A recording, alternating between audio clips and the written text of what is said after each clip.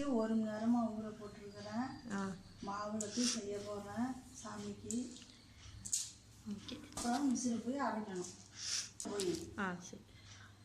அதனால் கொஞ்சம் ஈரமாக இருக்கக்கூடாது. அதனால் நல்லா உணர விட்டு அப்புறம் போய் மிஷினில் போய் அரைச்சிட்டு வந்து மாவுளுக்கு செய்யணும். உணர்ந்து வரன்னு ஆகிட்டு இது மிஷினில் அரைச்சிட்டு வந்து மாவுளுக்கு பிடிக்கணும். மாவுளுக்கு மாவு செய்ய போகிறேன். அரிசி பச்சை அரிசி இதுக்குன்னு மாவுளுக்குன்னு தனியாக இருக்க அரிசி அதை 1 மணி நேரம் ஊற வச்சு உணர விட்டு மிஷினை அரைச்சிட்டு வந்துருக்குது. பாவு காய்ச்ச போகிறேன். 2 குண்டு வெல்லம் போடணும். 1 கிலோ அரிசிக்கு ஒரு அளவு கையளவு தான். இடம்னா எவ்வளோன்னு தெரியல, அப்படி தான் போடுவேன். இப்போ பாவு காய்ச்ச போகிறேன். ஒரு 7 ஏலக்காய் போட்டிருக்கணும். தண்ணி ஊற்ற போகிறேன்.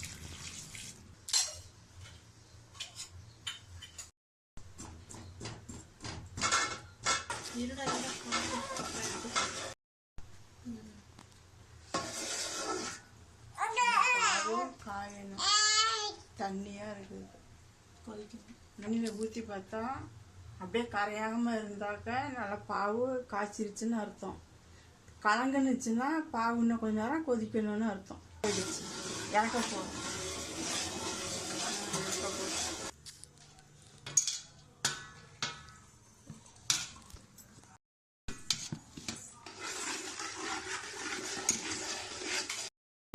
ஊற்றிட்டு இருக்கிறேன். உருண்டை பிடிக்க போகிறேன். பத்தாப்புனா கொஞ்சம் ஊற்றிக்கலாம். கிளவுது கரெக்டாக தான் இருக்குது. அதான் வீடியோ எடுக்கும். இப்படி உருண்டை பிடிச்சி வைக்கணும்.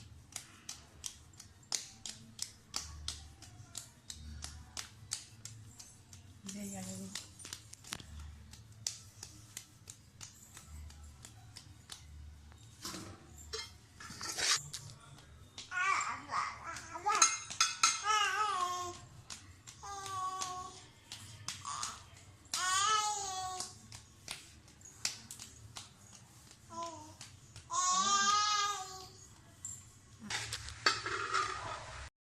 நெய் போடுறேன். நெய் போட்டால் வாசமாக டேஸ்ட்டாக இருக்கும், சைனிங்காக இருக்கும்.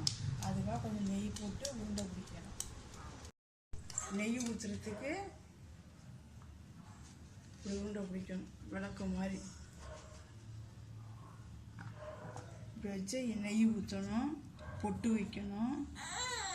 சாமிக்கு எடுத்துகிட்டு போய் தேங்காய் பழம் உடைச்சிட்டு வரணும்.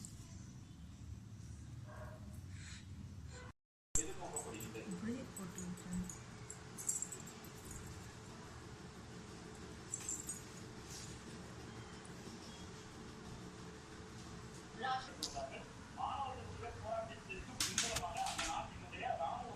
வச்சாச்சு. இனிமேல் சாமிக்கு தேங்காய் பழம் வாங்கிட்டு சாமிக்கு போய் உடச்சிட்டு வரணும். நாளைக்கு 4ஆம் தேதி போகும்.